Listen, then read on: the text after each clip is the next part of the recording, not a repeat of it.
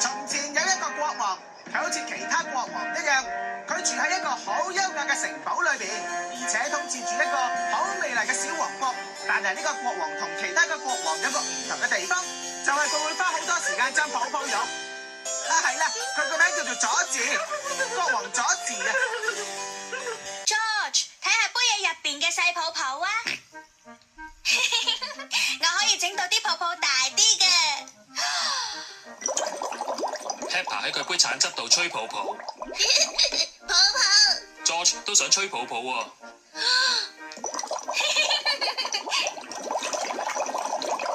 Peppa、George， 你哋唔應該攞啲飲品嚟玩㗎。對唔住啊，爹哋。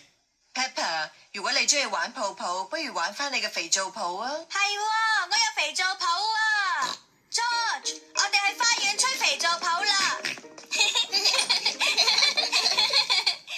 Peppa 教 George 點樣吹肥皂泡。首先，將支棒棒浸落啲番梘水度，跟住吸一大啖氣，之後再吹。泡泡。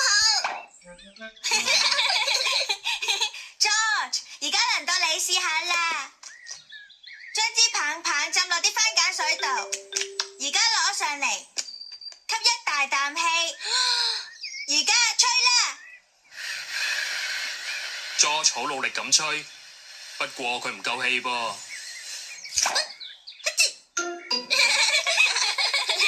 George， 你頭先吹得唔夠大力啊！我有辦法令 George 吹到泡泡嘅，將支棒棒浸落啲番梘水度，攞上嚟，之後揈下佢。泡泡。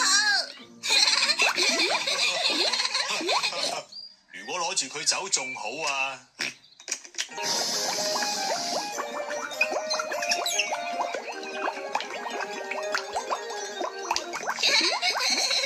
攞埋我啊！George 整泡泡玩得好開心啊 ！Peppa 打泡泡都玩得好開心喎。我好中意泡泡。哎呀，鴨仔啊，點解佢哋一定要騷擾我哋啊？係啦，就係呢點有啲怪啦。